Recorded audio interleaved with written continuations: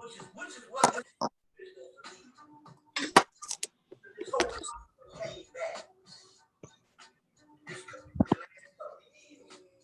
What was really supposed to go on when it came to us is an intelligentsia, which means it's supposed to be a consortium of ideas. Some person finds some stuff, they report this stuff, and it becomes an intelligentsia. Too often we got that same quality mentality.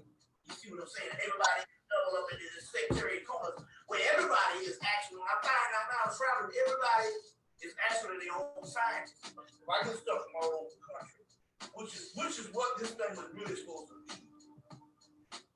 When this whole consciousness came back, the last couple of years, what was really supposed to go on when it came to us is an intelligentsia, which means it's supposed to be a consortium of ideas. Some person finds some stuff, they report this stuff in, and it becomes an intelligentsia. You see what I'm saying? But too often we got that following herd mentality. You see what I'm saying? Everybody is doubled up into this sectarian corners where everybody is actually, I find out travelers, everybody is actually their own scientist. But everybody is actually their own scientist. But everybody is actually their own scientist.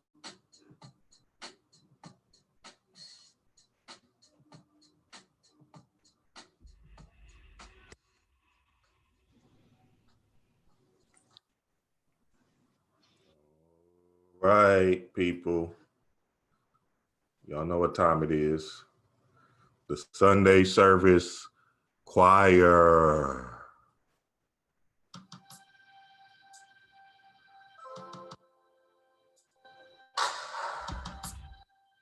Yeah. Dream wise.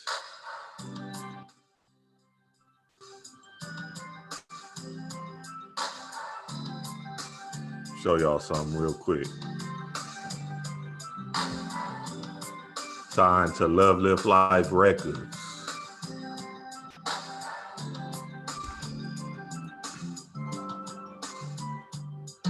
A summer love is beautiful, but it's not enough to satisfy emotions that are shared between us. Oh, winter love is cozy, but I need so much more. It just intensifies my wants to have a love that endures. Cause every time I close my eyes, I think of you. And no matter what the season is, I still love you. With all my heart, I wanna be with you wherever you are. I only think of you on two occasions. That's day and night. night. Come on, baby, y'all don't know it. I'd go for broke if I could be with you. Only you can make it right. Hey. And autumn love is special at this time of the year. But when the leaves are gone, does that love disappear? I never underestimate the moon glove of spring. But I'm glad to say in my heart, I know my love lasting. Because every time I close my eyes, I think of you. And no matter what the season is, I still love you. With all of my heart. Wherever you are, I only think of you. Come on. On two occasions. I need to see y'all standing up, baby. That's day. Yeah, like this. Hey, y'all gotta be standing up. I'll go for broke if I could be with you. Only you can make it right. Hey, baby. I only think of you on two occasions. Oh, we need lighters. Only on two occasions, baby. That's day and night. What's up, family? What's the deal, man? Yeah. Or hey, man, you got to get it in. We got to get it in, man. We got to bring that energy back. We spiritual beings, man. Y'all know that singing is power. That's how I start my day. I roll out the bed, start singing and smiling. Right? I'm in the vibration. I'm in a beautiful my music note, boy. Y'all see my music note on the other side? Y'all gonna be like, damn, whatever that is, that's a beautiful tune. Hey, man, it might not be coming through this physical world like it is, but on the other side, I'm singing, I'm dancing. I only think of you onto it. Man, that's it, jam, man. What's up, family? What's the deal, man? Let me find the video. What's up? What's up? What's up? What's up? What's up? What's up? We with the God, Kenny. With the God, Kenny, man, in the building. We're about to dive into a whole bunch of concepts that's gonna impact your life. Trust and believe this is gonna be the show. You need to be here for the whole service. Y'all like and share the video because we got to get this video to the other church members. Right. Feel me? It's time to get it in, man. What's up? What's up? What's up? Let's go. Yeah. So, man, it's magic because me and Kenny, right? We were actually in Panic's class together. So, and that was a while ago. And it was kind of like a special class because it was me, Kenny, and Drunk Chick, right? And I remember one part of the class that was very powerful. I think it was you, Kenny. I think you said, "Man, I got the first ever Panic book." And then Drunk Chick said, she said, "Man, I got the first ever Panic pack. It was good too." And I was like, "Damn, hold on, this class is kind of off the chain, shit." Yeah, that's even iller. She got the first Panic pack in history. That's kind of crazy. Yeah, that was kind of crazy. I'm like, dang, god dang. What? I was like, what? How did you? But you know, it was a magical thing because, you know, I listened to that class so much that it rung something inside of me that I started to even know what y'all were saying in the class because, you know, y'all were physically there and I'm on Skype and trying to do my thing. And I'm like, and I think it was that one Panic video that you did with the video you did with Panic just recently. And I'm watching it and I'm like, man, this nigga seems familiar, man. What the hell? I'm looking at the video. I'm like, man, where do I know him from? And then you said one thing that blew me out the water. And I said, oh, that's the dude from the class. It just hit me like a lightning bolt. I was like, oh, shoot. And then, you know, we met at the what was that? The love with Panic, yeah. Soulmate connection with Panic and Khadijah. Powerful lecture. And you know, we built from there. And I felt that it was very important to bring my bro God on here this Sunday service because he has the breakthroughs, if you will put it, you know what I'm saying, or the understanding of how this thing is actually going. I mean, we're all master students in this thing and we're still growing in our journey, but a spark, a light that Kenny can bring to the table is power. And now Kenny doing YouTube and everything. So man, hey, it's gonna be a beautiful journey, man. And I'm glad to start the guide off and say I was there at the beginning. Right. You feel me? You feel me? So Kenny, kind of give the family an understanding of who you are and how you kind of evolved in this spiritual journey. Well, I would imagine my background is eerily very similar to a lot of people. In the sense of course, you're born, you're indoctrinated, and basically you are put in a position to where either you're gonna sink or swim. Let's just keep it 100. Either you're gonna sink or swim, either you're gonna be indoctrinated or you're So for me, growing up heavy in the church, to give you somewhat of a background of what that was like. My father is a pastor. My father, he's been preaching since he was 14, and he hasn't stopped. You know, he's been preaching since he was 14, so he's heavily in the church. What's unique about his path is that my grandfather or his parents, let's just say my grandparents, weren't Christians at all. You know, they like to party, they like to smoke, they like to drink, they like to have a good time. But for whatever reason or another, my father, he kind of looked at the way my parents lived. I guess he kind of, for whatever reason, he felt like that wasn't the right path to do. So he just basically all he did was just be the complete opposite of what they was. So he became a Christian and he never looked back. You know what I'm saying? To this day, he's still doing, you know, what he do. And on the other side, my mother's side, my grandmother's a pastor too. So it was like I'm hit on both ends. My grandmother's a pastor. She started the very first church that I was born in. The town that I was born in, the Church of Dothan. I was born in Dothan, Alabama, which is a small town on the southeast coast of Alabama, if I'm not mistaken. She started the very first church in that town, or the Church of Dothan, that still exists today. She built that shit back in the 80s, you know. So on both ends, I'm heavily ensconced in this Christian shit, you know.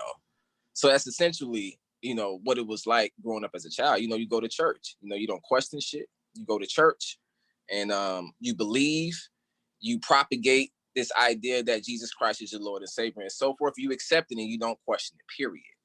You know, even if you ask anything of the simple and the most fundamentalist of questions, they only going to answer it within the room of Christianity. They're just going to say, believe what's in the room and just basically just shut the hell up, you know? So I remember around the age of 11, I just remember having this ill feeling of I just remember telling myself, I said, I think I'm through with this church thing. You know, I was, it became boring to me. I became totally uninterested and I began to rebel. I used to get in arguments with my mother, like, I don't want to go. I don't want to go, you know? And growing up in the South, you revere your parents and you just do what they say without question. But on this particular thing, I just had something to say. I was like, man, I don't want to go there no more, you know? So I'm tired of this church. That's exactly what I was thinking, babe. You hit that. I'm tired of this church. Tired of it because I got tired of, I had questions. Let's ask my father some pretty interesting questions for a boy. And I just remember not being satisfied with his answers. I just remember that vividly, just not being satisfied with what he was saying, because it just sounded like to me he just wanted me to accept it and take it as face value, you know. Yeah. And I began to realize that the people in my family who were Christians, which I didn't have a problem with, what I had an issue is that it appeared that they were just totally uninterested in anything else. So I remember when I first watched the Malcolm X movie as a child, and they were talking about the Nation of Islam, I knew that shit was different than what I was growing up with. But my parents never talked about it, and no one on my family talked about it, period. So I knew it was a bigger world out there. I used to watch the Malcolm X movie time and time again. I just thought the shit was interesting, you know. It sounded like to me Malcolm X was on some other shit, you know, in my mind, you know, other than what I was, you know, thrust into. So, yeah. So basically to kind of fast forward into consciousness, consciousness basically began when I started to probe just history in general. Me not finishing school kind of cut me off from being interested in Black history again. You know, I left school very early. I believe it was the 9th grade, if I'm not mistaken. So when I left school in the 9th grade, I just basically just jumped into life and was just trying to survive, you know, working job after job. I done had every job that you can think of, you know what I'm saying? Just going through life, trial and error, you know, sleeping on couches, like every step, every ladder that you can possibly conceive of, I've done it. And around the time I was 28, my daughter was born. I was seeing my child's mother for a couple years up to that point.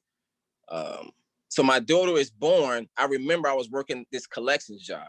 Now, if anybody ever worked collections, you know what I'm saying? Have you ever worked collections before? No. Nah, I ain't never had to work collections. Let me tell y'all something about collections. Bae, I thought you worked at a call center before, but it wasn't collections. No, it wasn't collections. It was like a scam call center because we had to sell house listings of houses of something like that when I was that shit was crazy. 19, funny. Mm-hmm. So up to this point, I'm collecting on like medical bills, Easy Pass traffic tickets, old Navy Federal credit card accounts. I mean, like bullshit, right? I just remember sitting there at my desk. I just remember like just having this overwhelming headache. And I remember at that moment, I was like, I'm finna fucking quit this shit. Now you gotta understand, I got my child's mother, I got my daughter, and my child's mother has a 9-year-old son. For whatever reason, I just didn't give a fuck. I just quit without thinking about none of the ramifications that could take place, right? So when I look back at it, it was initially, it was the stupidest decision because the ripple effect that happened from that was, it was fucking terrible. It was terrible. But when I look back at it now, I see it was so fucking spiritual. So I get to the house, my child's mother, she's working at the VD at the dialysis center. And I remember calling her, I was just like, man, I just quit my job, whatever. And no. I take that back. That's not what happened. She came home and my ass was sitting on the couch playing the video game, chilling. Oh shit. Like, yo, you didn't have to work today? I was like, oh, let me tell you, man, I just quit. And my explanation just saying I had a headache, I couldn't do it no more, that didn't even register to her. You know what I mean? We got bills, you know what I'm saying? Bills, rent, you name it. Like, we need every single cent because she's not making a ton of money. I'm not either. I'm making like $11 an hour. I'm not hitting commission because I'm not putting my full effort at work because I truly don't give a fuck.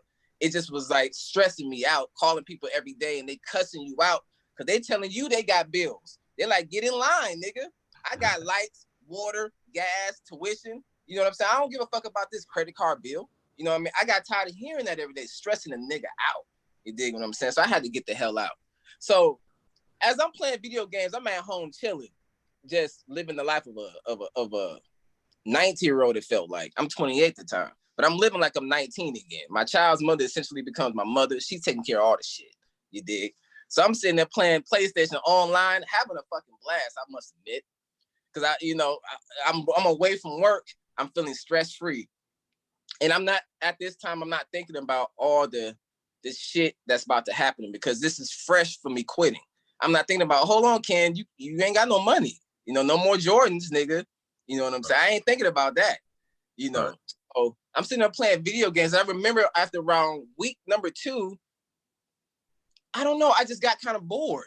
And I remember going on YouTube, just looking at old Malcolm X shit, documentaries, just for fun. Wow. And then as I'm looking at these documentaries, they would show remnants of like things of the past as far as like Egypt and shit like that. So right. I was like, let me look into that because I remember in school, it had suddenly occurred to me that only thing they ever told us was about slavery and civil rights and right. what happened to those Negroes that was a part of that movement. And it just suddenly became intriguing to me to understand what slaves were prior to. Really, it was really simple.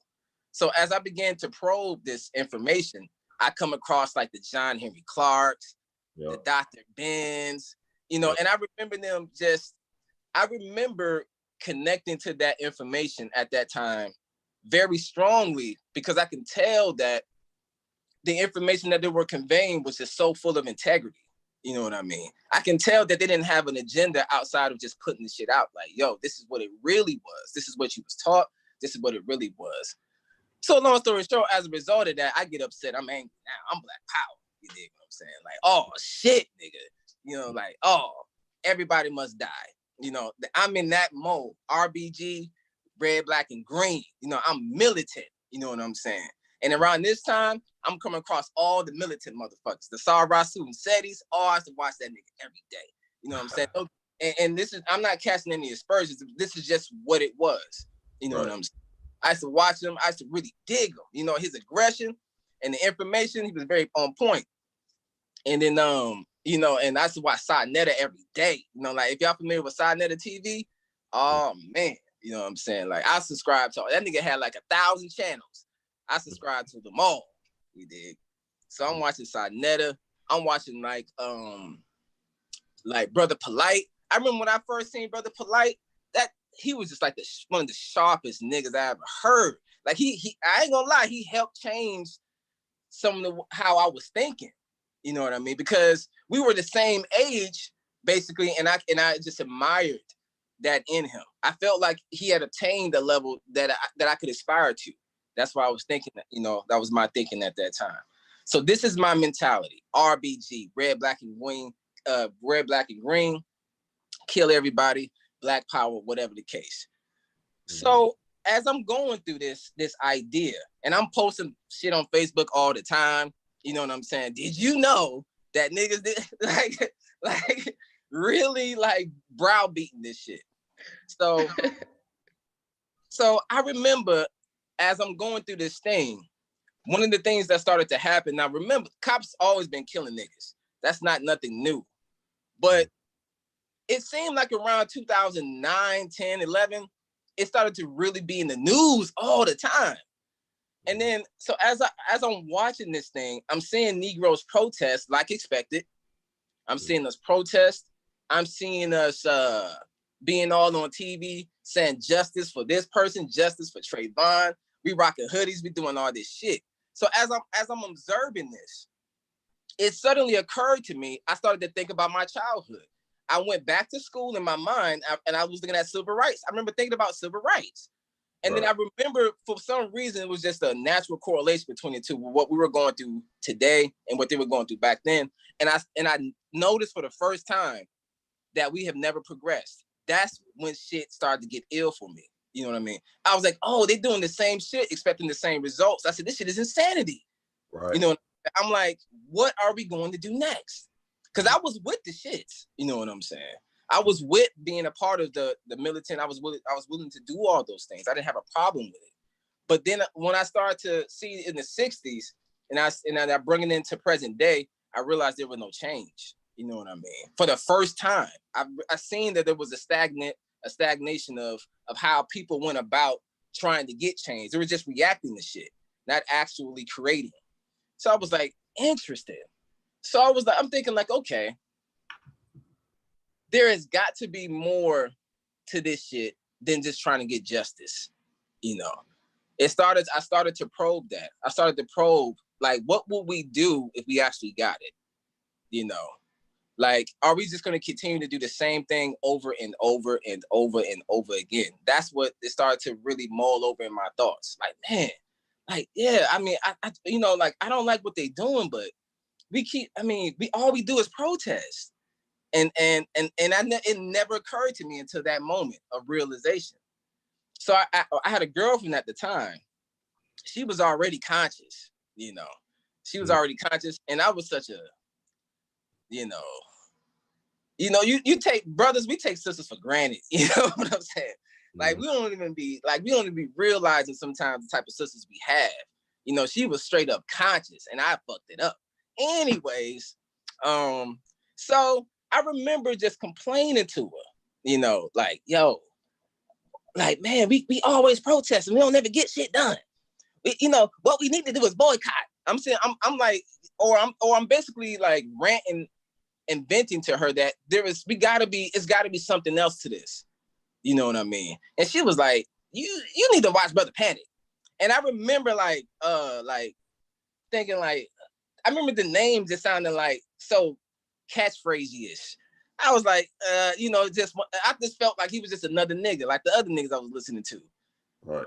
And this went on for several days. I'm like, yo, there's something in me that feels like there's more than life to this shit. She was just like, you need to watch Brother Panic. She wouldn't even try to explain the shit. She was just like, you just need to watch Brother Panic. You kind of sound like some of the shit that he said. You know what I'm saying? To some degree. Not saying that I sounded anything like the brother, but she was like, you saying some of this shit that kind of reminds me of that. So what you need to do is watch that. And what was happening is that my spirit was leading me towards the information that I was hungering for. I was hungering for a new understanding, something that was beyond that was being taught. Because obviously, if the shit was all over the media, that can't be the right way. And it never occurred to me. You know what I'm saying? So I was like, oh, it's got to be some new shit. So I remember I looked up the Brother Panic, and the first video that popped up was Genetic Alchemy. And up until this point, as a Black man in America, you under this idea that whitey is king. You understand? Mm-hmm. And as I'm probing the idea of white people, and as I'm studying ancient history at the same time, I started to piecemeal certain information together. Like, okay, if Black people were this, then where did they come from? They became very intriguing to me. I became obsessed of studying white people history.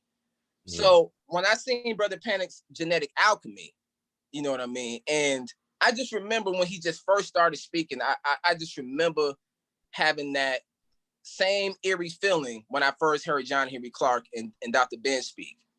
It was different than when I was hearing from the other militant brothers. It just sounded like they was just propagating an opinion.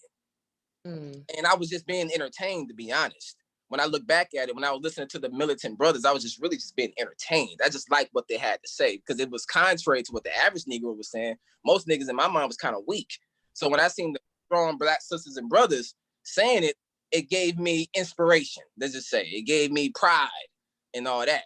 But as I'm sitting and I'm watching Brother Panic speaks, he's just looking in the camera like, I don't give a fuck how you think or how I think. This is just the information.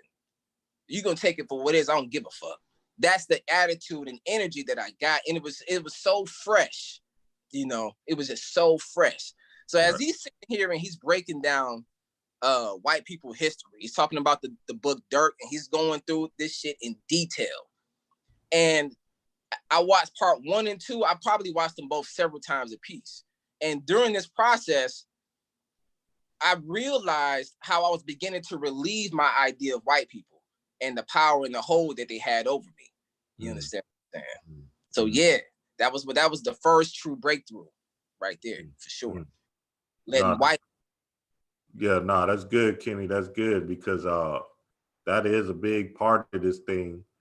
The mind control mental play that happened to us into believing, you know, because they got the white dolls and the Ken dolls and shit. And all these Barbie dolls and all of this and the commercials, the cartoons, all of that stuff. It just kind of whitewashed the whole world. So now you're sitting here watching this idiot box and the programming is set in to like say, oh, okay, they are God. You see what I'm saying? Right. Wow, that's Jesus. Okay, well, damn, I guess that's my God. So now when somebody employs you, you look at your employer like, oh God, man, you are just my savior. Thank you for giving me this $15 an hour. You see what I'm saying? So it's a whole mind game, mind fuck that we had to break free from. And you know, that's an important aspect of this thing, this pride, this Black pride part. What was an important aspect so people can remember who they are, you know what I'm saying, and start to deprogram them thought forms that'll fuck you up for real. Because man, oh yeah, I remember them days. That shit was not what it was for real. And man, and then that's interesting, Kenny, because damn, I didn't know your story was gonna go like that. I'm like, man, when we was in the class, you know, you sounded like you could have been graduated from Harvard or something. Nah, I don't drink. Nah, I don't smoke. I don't drink. Nah. Oh. You said what? I said, and Panic asked you, what's your vices? You said cars. I said, what, nigga? Oh shit, I forgot about that. He said cars. But that's how I knew it was you in the thing. And your voice actually changed. It's kind of crazy because now, you know, you can hear more power, more energy in your voice than from the class, which is very, very interesting. Mm-hmm. Yeah, and it's very interesting actually. Now I'm thinking about it, I'm like, damn, I listened to that class. I'm telling you, I know that shit word for word damn near. Because Mhm. I think the repetition part is where we need to get to understand this thing. Like if you have any of these Bobby tapes and panic classes and all of this stuff, watch this thing over and over and over again. Because now you're starting to deprogramming what you think you know. And that's a big concept because a lot of people just watch it once and they don't get the jewels. Mhm. You know what I'm saying? They're not changing that first. You can't even watch it once. It got to be at least 13 times you watch a class or some kind of information that's gonna benefit your life. Break that shit down. Watch all of my videos 13 times each. Keep watching it because something I'm saying might not be really resonating to you in the manner that I'm trying to bring the information to you. Mm-hmm. So that's an important aspect. And um, yeah, that's good. That's good, Kenny. So let's talk about this. All right. How did you kind of change form or start to see yourself from that point in the class to after Panic's class? All right. So Because now you a monster now, Kenny. Shit. You like, hey man, I'm going for what I know. Fuck it. Right. You see what I'm saying? Hey, I'm a experimentalist, a scientist. Go ahead, Kenny. okay. Um. So basically, the point of entering his class, how I was, and then how I got to this point. Yeah. Okay. So I remember when I first got to Painter's class. I took the first class, the first session. Yeah, I And remember you missed that second day, you know. yeah, he kicked me out the class. Yeah, I remember, and he was going off on your ass. The second, I was I like, remember God he kicked damn. me out the class. It was really over nothing. But Yeah, it was when I no. look back, Yeah. when I look back at it now, it was just totally spiritual, man. Yeah. Like, and he's just chaotic. You know what Yeah. I'm saying? Yeah. Just when you think you're friends, you find out that you're not. Quick with him. You know what I'm saying? Like and unlike are the same. He don't give a Man, fuck. like that shit was an anomaly to me. But I remember I emailed him and he was like, nigga, don't come back, basically. I was like, I remember I told him, I was like, I don't know what I said to offend you. But like I felt in my heart that what he had to say was more important than how he felt about me. Right, You know, right. like I just didn't care that he didn't like, I didn't give a fuck. I had to hear what he had to say. You know what I'm saying? I was convinced that this is what my path was leading me to. I didn't give a fuck how he felt. So I just pulled up and knocked on his door. You know what I mean? And he was just like, man, this nigga showed up anyway. You know, got a class, shitted on him. This nigga showed up anyway. Fuck it. You know what I mean? He let me in the house, and then we became cool after that. You know, Right. we became cool. I got to go to all the little gatherings and things of that nature and kick it with everyone. But nah, Kenny, that was an important moment. Even from in the perspective that because I learned something from that because I'm like, damn, Panic tripping over nothing, but he, you know, he just going with his truth or what he feels, and what he said it before that, he was like, man, I'm trying to just make y'all understand that this is all you, like this is all you, you know, and he kept driving that point home, and yeah, it was powerful. But go ahead, my bad. Oh no, yeah. I mean, I don't know how much that moment served for my edification, other than the fact I can look back at it and realize that I was sincere in my journey. You know what I mean? And that's just in all humbleness. I was extremely sincere about what it was I was trying to get to.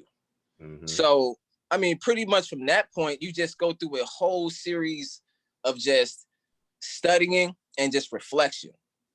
Studying and then you reflect. And then reflection, the first part of reflection really is just going back over your life and start to probe some of the things that impacted you and what has caused you to become the person that you've become.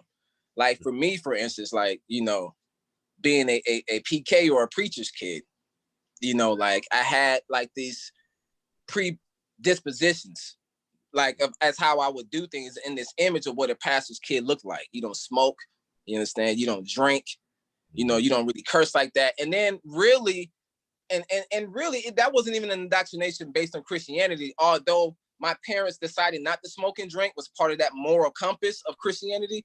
For me, they were just a model example in my mind as a child. Like, oh, my parents, because I remember on both of my sides, I got ratchet uncles and aunties on both sides. They get down, you know. I'm looking at my parents in my mind as a child, like, oh, my parents is different. Like, they're above that. You understand what I'm saying? So I remember just taking on that idea and that perspective. Now, when I was 14, 15, and 16, I did experiment with little cigarettes, Black and Mild, trying to be cool and shit. But I never got addicted. I remember it was something I just did recreationally. And I'm watching my peers, they got a habit. And I remember feeling like I ain't really got a habit. I'm just doing it just, you know, just to be coughing like with the rest of you niggas. You know what I'm saying? So I remember not really getting into it. And I ain't taste no liquor till I was 34. I'm 35 now. But I didn't taste no liquor up till I was around 34. So, like, all that. So as you begin to study and then you begin to self-reflect, you start to piecemeal this identity based on the history that you've gone through just throughout life. And then you start to realize for the first time that it's a false perception because you're basing what you've become based on the ideas of others. It's based on the ideas of others and your acceptance of that. And you just and being Kenneth for me was very safe. You know what I mean? Because it worked up to that point socially. Why change? You know what I mean? But you begin to probe these things, and once if you're really self-accountable, you start to realize like, no, this is not the real you. All these monstrous thoughts that you had. Like I remember being a child, I wanted to cuss like a motherfucker, but I was scared. You know what I mean? I didn't know that my real self wanted to be the cusser. I didn't know my real self wanted to smoke some weed. You know what I'm saying? I didn't know my real self wanted to sip on some Henny. You know what I mean? Like, there is no way for you to be able to know and understand these things unless you begin to reflect and realize that that this idea of yourself is not the real you. It's very false. You know what I mean?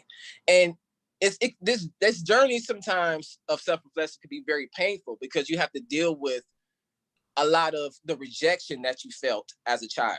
You know what I'm saying? Coming up. Like, for instance, like I grew up idolizing Michael Jordan. You know what I'm saying? Like Michael Jordan was like, he was essentially like God to me. You know what I'm saying? For a better term, like as a child, like I wanted to be like Mike. So think about this.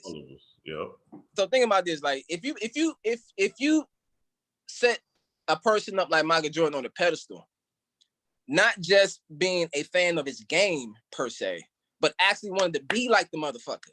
That's a whole different thing. So I grew up from the age of like 8 to like 17, like dreaming that one day, perhaps I can be like Michael Jordan. You know what I mean? You understand what it does to your confidence as you begin to grow up and you realize you're not going to be 6'6". You understand? You're not going to be 215 pounds. You're not jumping out the gym. You got to deal with that reality. And that does something to your confidence. It fucks your confidence up. A lot of times in spirituality, the reason why that blocks you is because it's hard to see yourself as God if you're constantly failing at being a human. That's the problem. When you're constantly failing at being a human, it's hard to see yourself as anything that's greater because you've created these false perceptions of success. And that's the problem. When you create false perceptions of success, you begin to hold yourself up to that false standard and you're going to always fucking fail. You understand what I'm saying? You're going to always fail when you look at things from that perspective. Right. You have to break through that. You got to let that shit go so you can actually open your mind to new understandings, new ideas that are much greater than you being a fucking rapper. You know what I'm saying? Or it's much greater than you want to own a bunch of businesses. Your identity is much grander than being an entrepreneur. You understand what I'm saying? Well, yep. So these are some of the things that you would start to go through as this alchemy is kind of taking place. You know what I'm saying? In your heart. Oh man, look at the baby. Right. Hey. She ain't supposed to be on camera, Kenny, so I'm gonna have to stop video. No worries. No worries at all. Yeah, but nah, that's what it is, Kenny. You are God.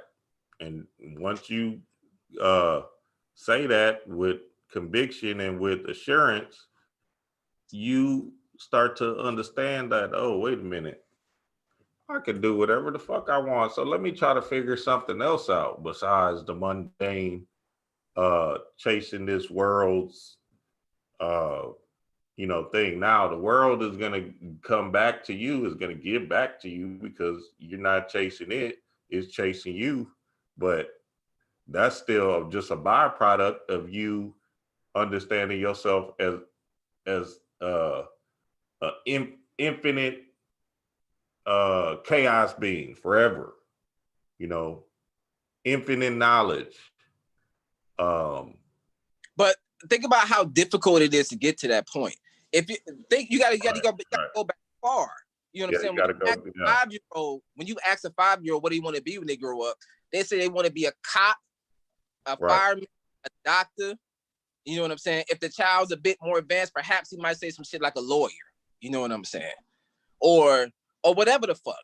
But as humanity begins to kick you in your ass as you go through school and you see how hard that shit is to you, or for whatever reason you're not interested, and you start to realize that you're not gonna be that shit, that sense of failure is heavy. You understand what I'm saying? It's hard to see shit that's different when your whole life you've held yourself to this false standard. That's yeah. Humanity is the key. Like that's what makes this shit so fucking hard. You understand? For an average person to get it, it's hard for an average person to get that shit because when you don't become that doctor, then you start to see yourself as a fucking failure, and you start to just conform to humanity and what it is. You start to accept your place in this shit. You know what I'm saying? That's the hard part. I mean, you and I, we can have a peer-to-peer conversation, and in reality, you realize we can have a peer-to-peer, and if you'll say, damn, this shit really is relatively easy to get over. It's easy for us to say that.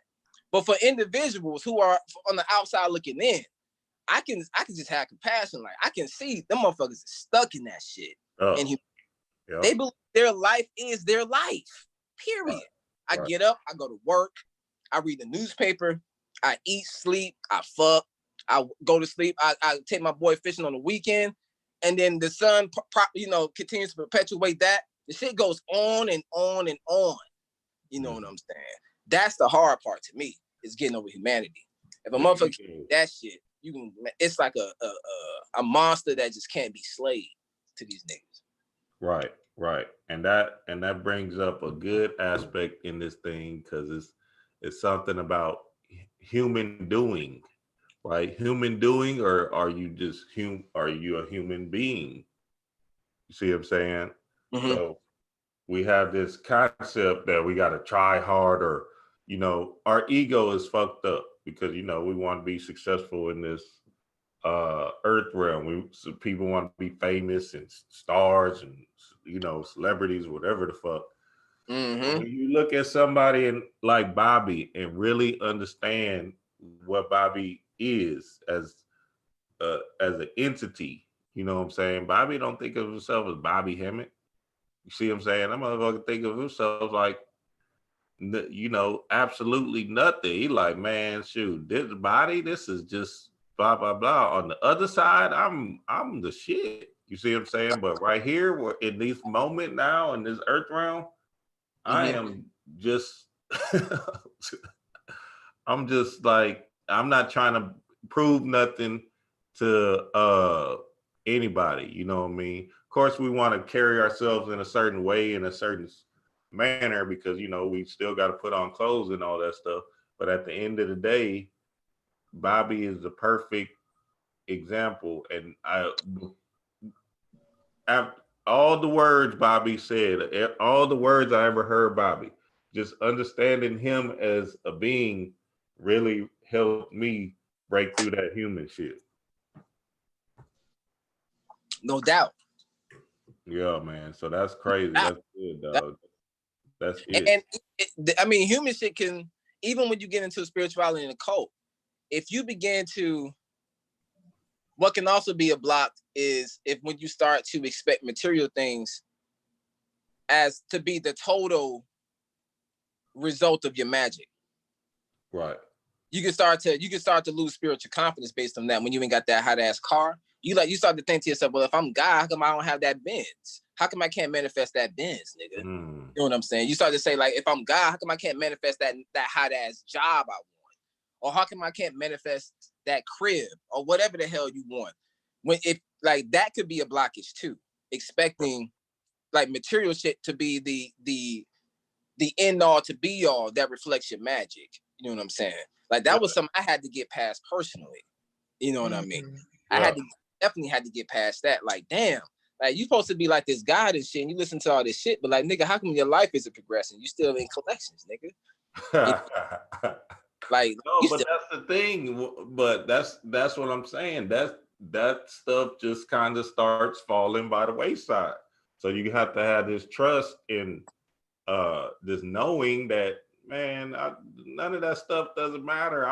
This stuff is going to be eradicated anyway. You know what I'm saying? That's the ego still trying to creep in and say, oh, I got to worry about my bills or my student loans and all this other goofy ass stuff. But at the end of the day, all you have to do is understand that you're abundant, you're forever, and you know, I get it. It's not something that overcome. It's not going to be easy to overcome that initial thing, but once you let God and let go, ooh wee. Word. I mean, and then see when you say once you let God and let go, I understand what that means. You know what I mean?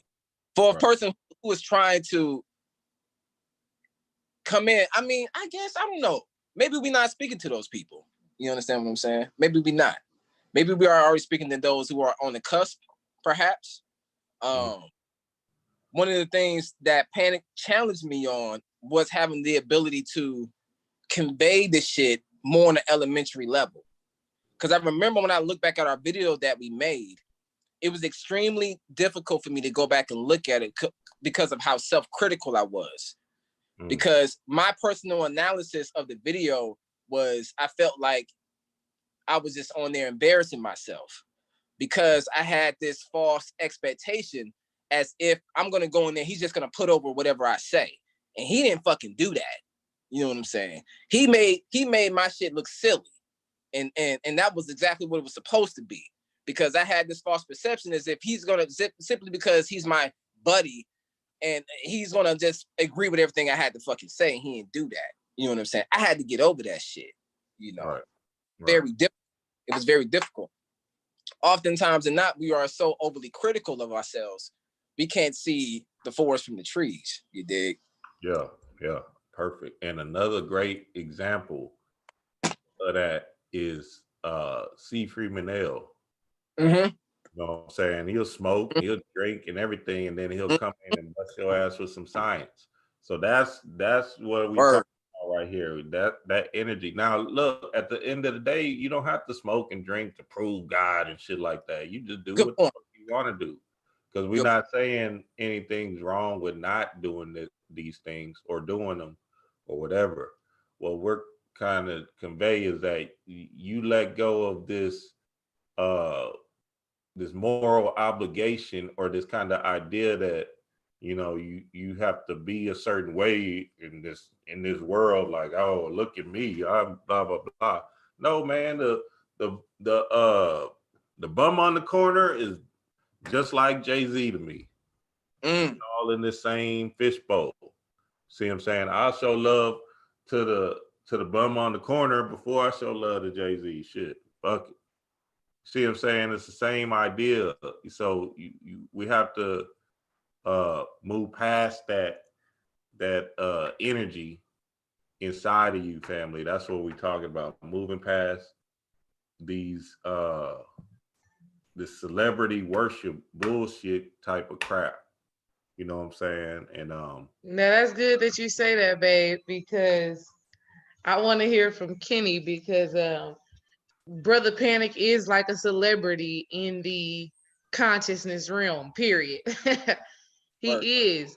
And so I want to know what clicked, what transformed within you for you guys to agree, okay, let's do a video series together. You know, they say when the student is ready, the teacher will appear. But a lot of times when you have these master teachers, like Brother Panic, and he decides to take you up under his wing and do those videos, what do you think that is? You know, for you. In the same way you think about Bobby Hemmett and Brother Panic, it's a similar energy. You know what I mean? What do you think that was? What happened in you for you to manifest being able to get, you know, that knowledge and that wisdom so personally? yeah, straight from Panic. Yeah. Well, we clicked initially. Because one of the things he was impressed with was my ability to like just pull up information instantly, like just in my mind. Like he would say, "Who was in this movie?" I could say the name, boom. Or what happened in this year? Something about, oh yeah, that happened. You know what I mean? And like, what's interesting? I built this vastness of information based on my insecurity about never finishing school. You know what I mean? So like even like this grand intellect that I quote unquote amassed with a bunch of superfluous or unimportant information was a way to shield the fact that I failed the 7th grade twice. You understand? And only to get to the 9th grade and never finish. You know what I mean? Challenge you on that word too, Kenny. But say that again, brother. I'm gonna challenge you on that word too. I'm gonna challenge you on that word, superfluous. You ain't you ain't gonna just drop no big words on us like that and think you're gonna go ahead, Kenny. I got you though. I remember that. Go ahead. Right. So like even the way I articulate myself is a way to shield the pain of never finishing school and shit. You know what I mean? Pain, because you just feel less than like a motherfucker. So I say, you know what? Shit, a mother ain't gonna know. That's how I was able to get like jobs, you know what I mean? Because I was able to put on this front in interviews as if I was like this scholarly individual. You know what I mean? I would kill and slay my interviews, boy. Like I was going to them interviews, they would think I was like stupid motherfucker. And I used to lie my resume like I finished high school. I used to put like obscure technical community colleges on the shit so they can't find transcripts. You know how we do it. Yeah. So because I knew I could pull it off. You know what I mean? Like it's based on me just, you know, just being me, I guess, you know, at the time. So what the fuck was going with that? Oh, damn. How did what transformed and transitioned in you? Because what I think about is the time of Panic's class, that was years ago. Right. Of that class. You know what I mean? So from all that time up until now, what actually transformed for you guys to make the agreement? Because it's just not Panic. Like Panic is gaining something from you too. So what actually transformed for y'all to be like, okay, let's do a video together? Panic done turned your ass into the devil, boy. I would say because the video was made 2019, right? The end of 2019? Or was it this year? Was it this year? No, that was last year. Okay. Years be oh, damn! I'm just realizing I've been on camera more than once with Panic. I'm thinking about the very last video. I've never gone back and watched myself. I've never gone back and watched videos ever. You know. So I realizing for the first time what you're really asking me. I never thought about it. I have been on camera more than once. I'm literally just thinking about the last time. So I would say what led to that point was that I was going to all the get-togethers. You know, and as I'm going through these get-togethers, we just became more and more cool. You know what I mean? We became more and more cool. I guess he just kind of dig how I was, you know. And it's based on that simplicity. I would just hit him up and just ask, "Can I come through the house?" You know, I didn't really think nothing of it. You know what I mean? I had no idea of his impact as a whole in the conscious community. I didn't have that. You know what I mean? He just was like a regular guy to me. You know, Right. for the most, I just like being around him. And I've always like being around older individuals. My best friend to this day, he's 13 years older than me. He's been my best friend since I was 19. So I was always around older individuals. So it was something about him that reminded me of my best friend. They're very similar in certain ways. Very apologetic, very real, very straightforward, funny, tough, you know what I mean? Don't give a shit type of attitudes. So as I'm going through all these get-togethers, every cookout he has, I'm through there. Or I'll just stop through and we would just be kicking it. You know what I'm saying? He'll give me some hip-hop history, all kind of shit. We'll just be doing all kind of shit. And up to this point, I wasn't smoking, I wasn't drinking, I wouldn't do nothing. You know what I'm saying? He didn't give a fuck. You know what I mean? So eventually we take this ayahuasca trip.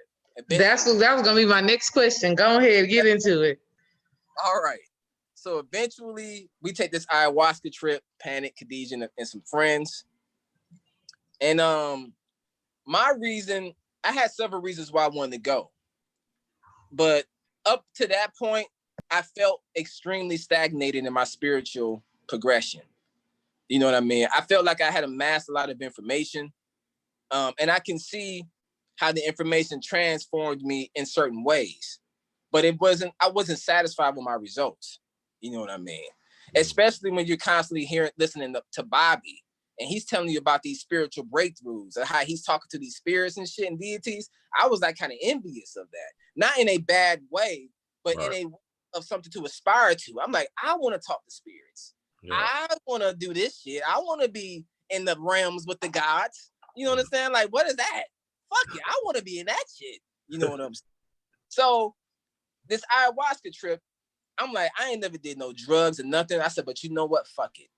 You know what I mean? Like, I'm just going to be open-minded because ultimately I want to get a breakthrough.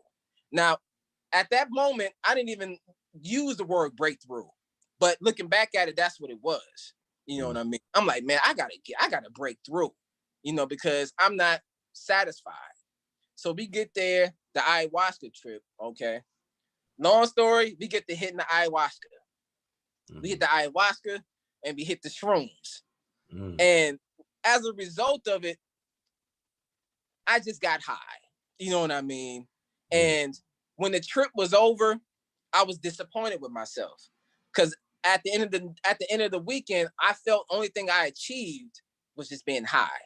You know what I mean? That's the only thing I achieved. I'm like, man, like, yo, and I just look back at it, just feeling so discouraged. Like, man. And like, it could have been your environment too, though, Kenny. But go ahead.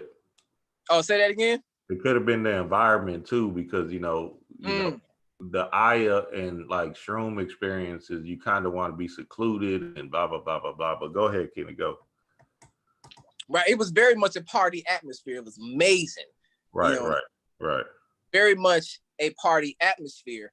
But I remember leaving happy but not satisfied. And I remember having a conversation with Drunk Chick because we talked all the time. You know, man, that's like my spiritual sister, man. Yeah. You know what I'm saying? Hit her up. It don't matter if it's 6 months, 7 months. I could just hit it up and it's just back to where it was. You know what I mean? Definitely a spiritual sister. So I remember because she was there also at the ayahuasca trip. So I remember I was telling her about my experience. And then she was just like, you just need to meditate.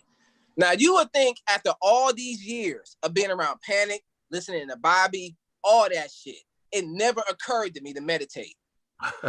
Something so simple, you know what I mean? Like, I know it sounds cliche in the occult world of spirituality, you know what I'm saying? Get your meditation on, all that shit. But I remember when she suggested it, I just remember how profound and simple it sounded. She was just like, you just need to meditate. You know what I'm saying? She was like, you need to get yourself basically more in a spiritual mindset. You know what I mean? So you can start to, you know, to obtain these things that you desire, so to speak. You know, so that's where we came to that conclusion, or she came to that conclusion. I was just open to it because I wasn't satisfied with where I was at, you know. So okay. So as I'm meditating, now I'm working in collections. making like 12.50, 13 an hour, doing the same nigga shit, paycheck to paycheck, right? But I'm in the cult now. I'm a spiritual person. I'm a God. All this good shit. So I'm in collections. I'm still doing the same collection shit. And drunk chick, she's the complete opposite. Her money right. Now, I ain't not trying to sit here and talk and go into detail about her shit, but she ain't got no motherfucking financial issues. She just naturally attracts the shit. I remember when she said that in the class. Yeah, she like, hey, I got it. You know what I'm saying? And I remember thinking like, how the fuck you got it? And I ain't got it. You understand? I became interested in like, I want some of the juice you drinking. You know what I mean? And as she began to give me some methodology as to how she obtained certain things through meditation, I began to just copy her.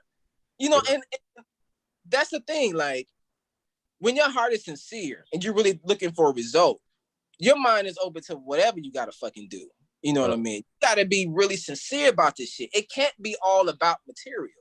You know what I'm saying? The material will gradually come around as a faraway byproduct of your spiritual progression. You know what I mean? So for me, I was just like, teach me how the fuck you did it, step by step. And she gave me a step-by-step method of how and what she would simply put her mindset in. She would sit and meditate. She would meditate on driving to work with no traffic. Simple shit.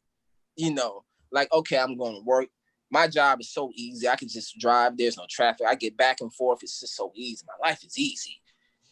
What did she start to help me do? She started to help me put myself in a mindset of actually seeing myself actually receive these things.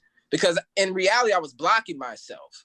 You know what I mean? I was blocking myself because I really didn't see myself as actually being successful like that.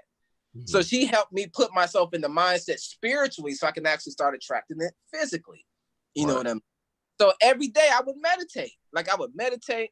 I would see myself going to work. I would see myself having like this 6-figure paying job. You know what I mean? You got to understand. No high school diploma, failed the 7th grade twice. You understand what I'm saying? Like I had no credentials. You know what I mean? In order to obtain a 6-figure paying job. I know motherfuckers who got master's degrees, and making 40, 30. You know what I'm saying? Right. You know, they can't break through even with these certifications. So you understand what that does to a psyche, to an individual who never finished high school. They're looking like, well, if this motherfucker graduated college, this nigga's still in the hood. So how am I going to be a high school dropout and see myself making a certain amount of money? You know what I mean? But I was like, fuck it, I'm just gonna do the work. You know what I mean? And so through my meditations, I started truly believe and accept, and like holistically, like, oh, I'm gonna get that job. I started to convince myself. You know, I used to have conversations with women, you know what I mean? And just casually, you know, they would ask me what my aspirations was. I was just like, oh, there's this job I want that's in my building, I'm gonna get it. I should just say it so casually. And I didn't know anything about what it was that they did or how they did it. I just seen that them brothers and them sisters was pulling up in nicer whips. They was dressing nicer, and they looked like they was more in control of their shit than us just being downstairs in like call centers, dealing with all day, being under that heavy regime of management and having motherfuckers just hover over you. That's how it is in call centers. What are you doing? They're always like, make sure you're working, or what are you doing? You know what I mean? Like it's so daunting. You know what I mean? So daunting being in that call center environment. Motherfuckers always hovering over you like you a fucking slave, and then you busting your ass for peanuts. You know, it just gets to you. So during this as I'm going through this process, I began to really see myself doing this thing, and as a result of it, long story short, well, I guess I can kind of go into it. So there was this particular job. Now in collections, this is the one thing you understand about collections. Anytime that it's a part of a corporation, that's the lowest of the lowest. Okay. Like it don't get much lower than collections in a business conglomerate. You know what I'm saying? You at the bottom floor. We was literally like in the bottom floor in the basement. At first they had us on the other side of the building like castaways. At first, for the longest time, I was there for like 18 months as a collector, and I remember they had us like as castaways. You know what I'm saying? Like on the other side of the building, next to the parking lot, nigga. You understand what I'm saying? So understand, like going from that to having aspirations of being like in the executive suite with no degrees, nigga. Like, so I'm seeing myself being like one of them niggas and starting to really believe it. When people would ask me like at the job, like, what are you planning to do here? You gonna try to get because it's even promotional levels in collections. You got senior collectors, junior collectors, executive collectors. So they're all aspiring to do that shit, to get bigger books of business, like bullshit. You know what I'm saying? And I remember telling them like, nah, I think I want to do a little bit more. I want to make something like $50 an hour at least. I remember how foreign that sounded to niggas' ears, to them. Like $50 an hour? How the fuck you gonna make $50 an hour doing anything? You know what I'm saying? $50 an hour. That shit just sounded like a pipe dream. But I just remember in my mind, I was like, yeah, that sounds about right. I think that fits the lifestyle I want to live. You know what I mean? So what I began to do, which is for this particular job that I wanted, which for some would perhaps be, unconventional, but I started to like, instead of eating taking my breaks and eating lunch with my peers, I would just sneak off and go up to the executive suite. I would eat lunch with them. I started to go up there and it was natural. I started to be up there like I worked up there. I would just go up there and just be kicking it. You know what I'm saying? And I always, I always had a nice little sense of dress, a little style. Even a broke nigga can figure out a way to put some shit together, especially if your pride is big enough like mine was. So I like to be fresh, you dig? So I used to go up there like looking like them niggas, fresh, you know what I'm saying? So I did this for like 6 months. I would just go up there every day, not knowing that I was actually cultivating relationships. Had no fucking idea. I just liked it up there because it was nicer. It was nicer. They had there was no long lines and shit or crowded. Motherfuckers, you could just be in there peacefully eating shit, talking on your phone. You ain't got to worry about people being in your business. It was like the mindset of Negroes who are in a more destitute, poverty-stricken working environment and converts to niggas who are making $30K a month, who was just the kind of guys I was around.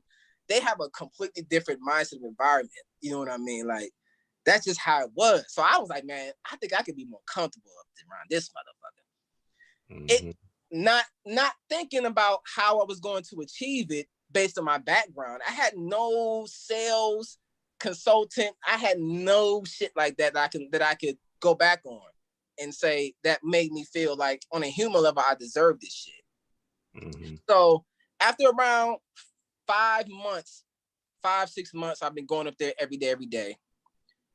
There was a position that opened on a team on that floor.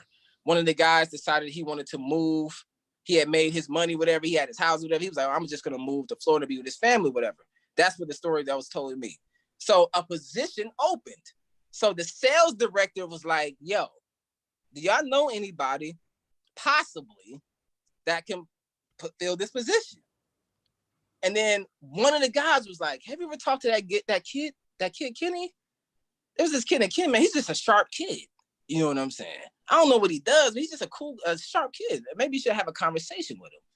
You know what I mean? That's how it was told to me. And long story short, I was down there in collections one day doing my collection shit, stressing. And he called down there and told me to come up. Yeah. He called my manager. Was like, hey, you know what I'm saying? I understand that, he's a very astute Negro. Hey, I understand that you got to work down there in Kent Robinson. Do you mind if I have a conversation with this kid? So whatever. So she said, oh yeah, sure. Because I had many moments where I was about to quit that shit. Right. Where my manager, once I look back now, I see this totally spiritual. Her name was Tamaya. That was like my work mom. She was like, no, Kenny, don't quit, because you can do something else. She used to always say that, no, don't quit. It's been many times I pulled her to the side. I was like, Tamara, I can't do it no more. I'm tired of this shit. I'm tired of collection. I'm tired of getting hung up on. I'm just tired of talking to these motherfuckers, trying to convince them to take care of their own obligations. I don't give a fuck anymore. You know what I mean? And I should pull her aside and we would have heart to hearts. We would argue like mother and son, you know. And I just began to stay just for her, you know what I mean? Just believing in what she and seeing what she was and trying to reflect what she was seeing in me.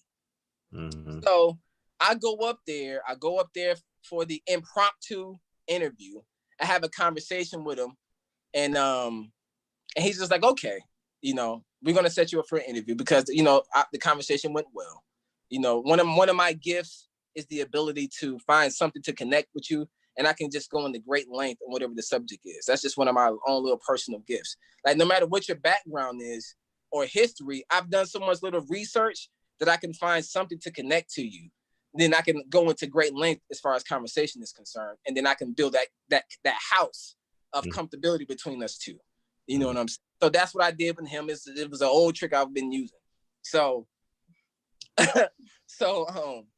yeah. So I got the interview. Now they said you gotta bring like 3 resumes. You know what I'm saying? Because the first initial interview is with the sales director and like 5 members of his senior team. Now these niggas is making money. Now Negroes don't know. You know what I'm saying? But there's niggas out here who make money. Regular schmegular Negroes. You know what I'm saying? Everybody, all 5 of them is making 17, 14, 12, 11, 12, 10,000 a month. Not even thinking 30,000 a month. You know what I'm saying? No cap. 30,000 every month these niggas is making. Like as individuals. You know what I'm saying? Negroes doing it big houses, big pools, you name it. So I remember as I'm preparing my mind for this interview, my resume typically would look like a resume of a Rhodes Scholar. You know, it was very pretty. I would use like the best paper. You know what I'm saying? Like I would put the shit together real nice to make sure that I ain't leave nothing on the table. I'm gonna give you guys no chance of leaving me out of this. Right. But a few days before the interview, my spirit was like, take all that shit off. Don't put high school, don't put college, don't put shit on it. Take that college shit off. You dig? Like, it just said that. Take the college shit off. Take all those fake jobs you have in there, nigga.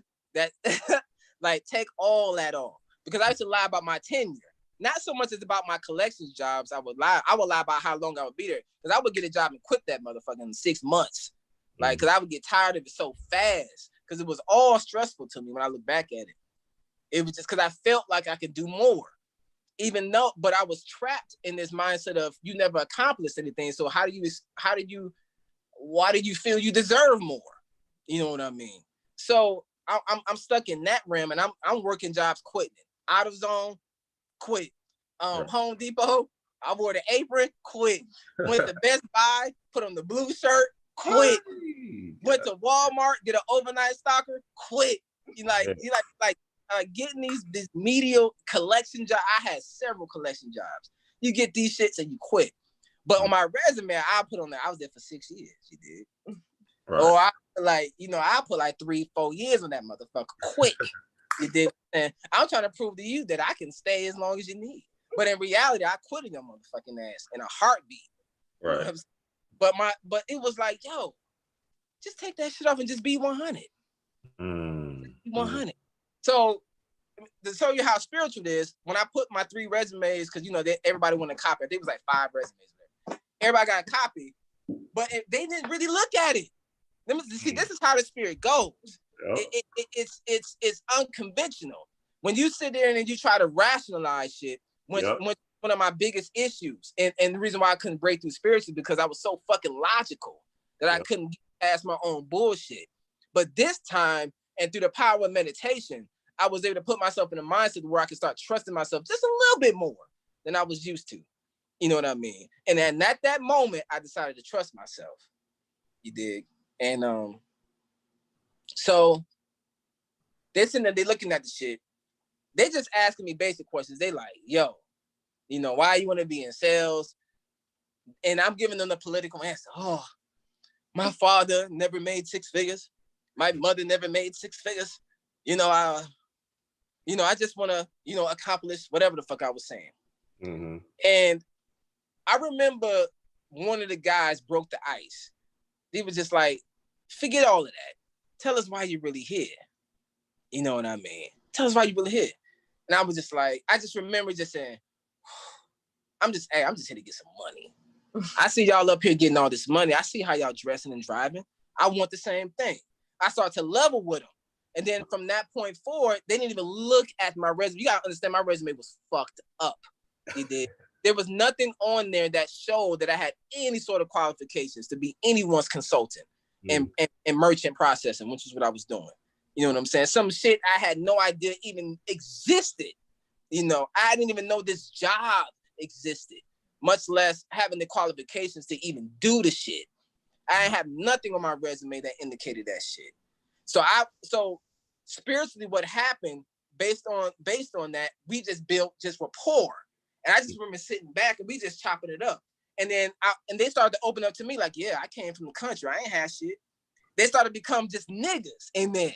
They went from being pompous to being relaxed and just became niggas. Like, yeah, I mean, I grew up 8 brothers. And the Miss Pam over there, like, yeah, I came from this, I came from that, I came from this. So, boom, I killed the interview. That's the first interview. Boom. You understand? They're like, all right, JG, we think he has what it takes. Mm-hmm. You know what I'm saying? That's the sales director name. He was JG. You understand? Don't that sound so astute? You know what I'm saying? That's JG. So that was my dog. So they like, yeah, you know what I'm saying? He deserves, you know, the next round of interviews. You got to understand this is a job that requires a lot of hoops. You just don't get in the interview like McDonald's and they hire you on the spot. This shit is a fucking process, you dig? They're gonna do a full background check on your motherfucking ass. Like, you know, they're talking about paying you $100,000 a year to start. You know what I'm saying? So you gotta, you know, they're gonna make sure that you are who you say you are. Right. So my second interview was with the senior recruiter. You know what I'm saying? Military guy, straight up, you know what I'm saying? Like, just about his business. Big motherfucker, black, you know what I'm saying? Like, no smiling, no frills or thrills. So the second interview, because it was like 5 interviews. The second interview, I was with him. I did the same thing, brought my resume, fucked the resume. But this time, nigga, he read it. Now, let me tell you how spiritual this shit is. You know what I'm saying? Like, he's going through this shit and he's baffled. You dig? He's looking at my resume like, nigga, you don't have any work history, nigga. You know what I'm saying? He's been 100. He's almost on the cusp of feeling like his time is being wasted. You understand what I'm saying? This is Mr. Porter. He ain't fucking around.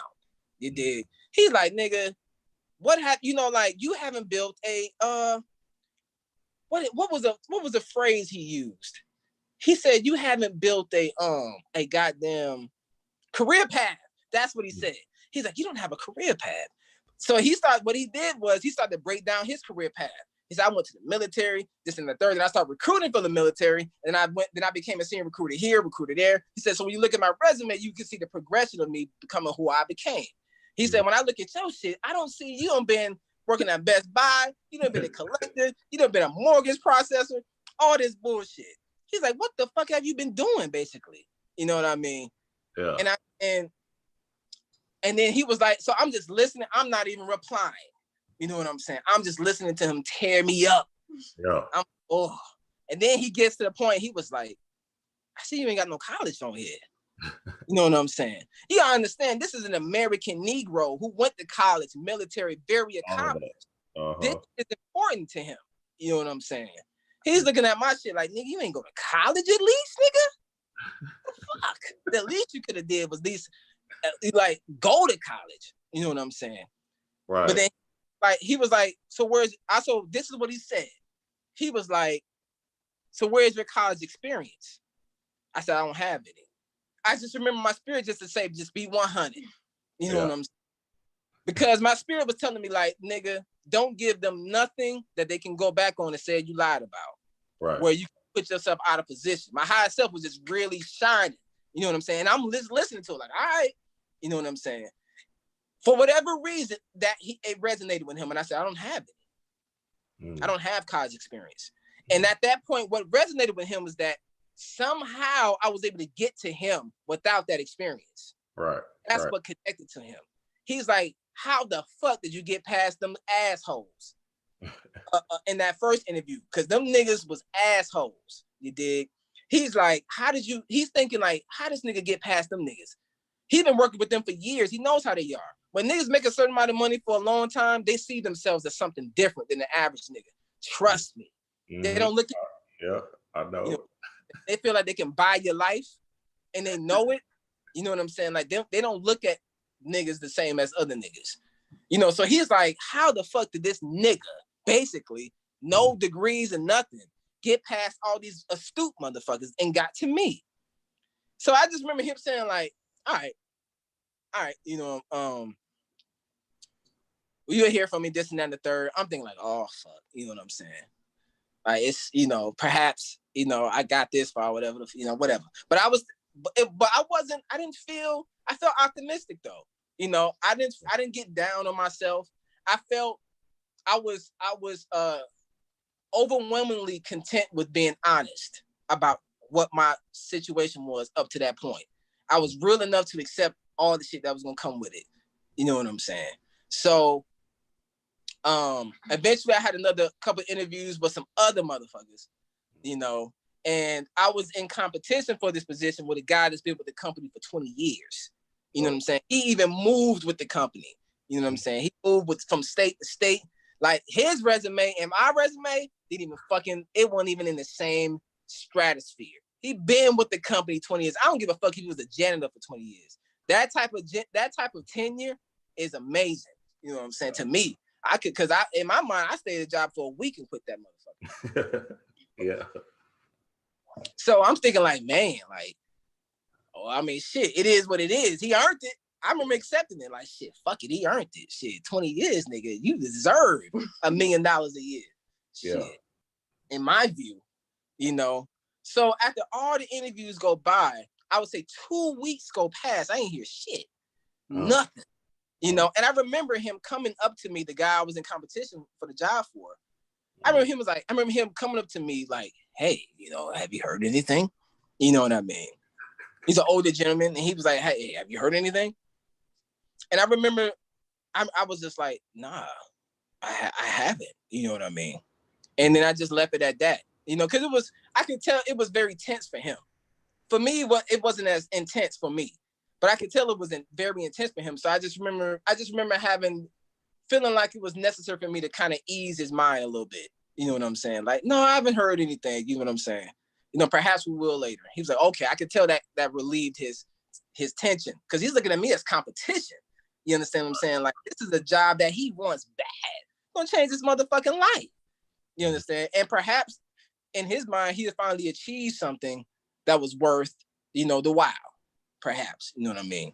Mm-hmm. So that same day, I'm sitting there at my desk. I think I go on like on a break or something like that. And then my phone rings. That shit says Rick Porter, who was the senior recruiter. Mm-hmm. And then he gets on the phone. He was like, all right, this is it. You know what I'm saying? I'm going to give you the job. You understand what I'm saying? You got the job. You know what I'm saying? I'm just thinking like. Hey. You like. Kitty, you funny, dog. That's too funny, boy. Nigga. Oh, man, that's crazy. Yeah. Like,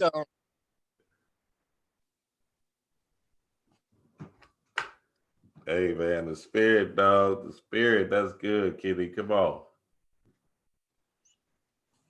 Damn, I never thought about this shit. That's Sunday service for you, family. That's Sunday service, Kenny. Wow. Yeah, and I love it, Kenny, and I love it, man. Beautiful, beautiful, beautiful story. And a huge aspect of this thing is not gonna happen logically. We gotta get out of this thing. When we in the energy of manifesting and understanding, changing our life and all this other stuff, we can't 1, 2, 3, 4, 5, 6 this thing. You see what I'm saying? It's not gonna add up. That's what I'm telling you. And we all have these similar stories. This thing is not gonna make sense. Right. If it's logical, rational, common sense, throw that bullshit out the window. Right? This thing is gonna come a whole different way. You're not gonna even look, you're not gonna even know. And man, it's powerful, dog. Powerful, man. Wow. Powerful. Damn, cry like a bitch. I can't remember the last time I ever cried. But no, But, wow. it was a beautiful, beautiful story. And you know, people needed to hear that because you telling us a goddamn movie. What the visuals, Kenny, first of all, everybody in the chat is just like, your gift for storytelling is amazing. Like, we can see the entire story. This big smile I've had the entire time that you've been talking. Powerful. The entire time, my whole heart has been fully invested and engulfed in like hanging on to every word that you are speaking. And that's power. It's so powerful how much I'm totally engulfed to your story. So thank you so much for sharing with us. Everybody in the chat room is saying the same thing, like, oh my God, you're just touching us so deeply. And you're doing it in such a magical way. So I'm here to re-solidify to you that you have such a gift of telling a story. And when you tell your story, you making us like we are on the full roller coaster with you. We feel you when you say you had to take everything, excuse my chaos kid, you had to take everything off of that resume. We feel you. We see the military man who you had to interview with. We see the brothers that you interviewed with at first. We can see the old man who you were in competition with. Like, we see and we feel it, and it's so freaking powerful. So I just want to encourage you that you have something else that you have to be diving into deeper and figuring out how you can apply that gift, because you have it. Oh So yeah, all of those yeah, and so that experience from the 7th grade, you know, dropping out of school, all of that has led you to be so genius in the way that you are right now. So thank you, thank you, thank you for telling that story. I got a chaos kid here. Let me stop. And again, family, listen to what I'm saying, because this is about you, family. Look and listen to me carefully, because I have a story like that too, that you just be like, oh, what the hell? But this is what I'm saying. And when you do this work, when you get past the thinking, right, of this thing and start getting into your work and start understanding that spirit got your back, your ancestors got your back.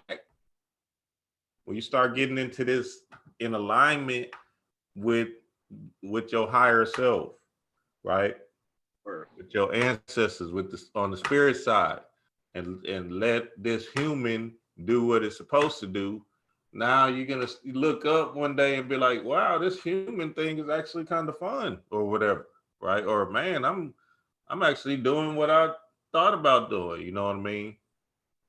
So yeah, man, very, very, very powerful, man. And yeah, man, and we appreciate that, man. We appreciate that a lot, Kenny. So beautiful. Um, Listen, what I want to add before we go to some other aspect, though, is that what I so loved about your story, that it reminded me that when we are trying to go to higher levels of consciousness, and when we are trying to manifest a greater reality in this physical form, we're going to be faced with some challenges, some adversity.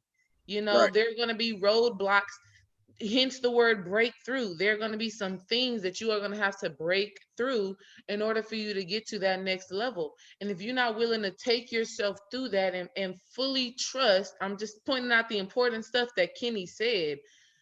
You got to trust yourself and really listen to those intuitive messages that you receive, because it's in those moments that you get the guidance on how you overcome, on how you break through, you know, of how you stop living from paycheck to paycheck, of how you can create healthy relationships, right? of how you can heal your body, how you can heal your mind, how you can transform your mind, right? Right. That shit does not happen if you don't do the work, if you don't continuously push yourself to do something that you're not used to doing, right? Like Kenny said, he was used to fabricating his resume like crazy, and Spirit said, hold on, we're going to a whole new level. You got to bear it all. And you just got to keep it 100. That's hard as hell when you've been used to doing something one way, right? Same thing in a sense of meditation. Some of y'all have never meditated before, but you want to go to a whole new level. And Spirit is like, how you going to go to a whole new level if you don't know what mental process you're running off of right now? We figure that out through meditation. We implant new ideas into the subconscious mind through our meditation, through our visualization. And so these are things that you have to do if you really want to experience that breakthrough. If you really want to have those aha moments that change your life, not just amassing knowledge, information. That shit's cool. But if you want to transform, you got to start living that stuff. Like, that's real shit, family. Facts on facts on facts. Yeah, And Kenny, man. your story has showed that your story has given us exactly that. So thank you again. Absolutely. And that brings me to my next thing. This whole notion, right? This whole idea, because we seen, shout out to my brother Masterly for posting your video, and I just put Kenny's YouTube page in the comments, but his links will also be in the description, family. So y'all make sure y'all do that. The spiritual confidence, though, Kenny. Spiritual confidence. That was such a beautiful post you just did, waiting in the car.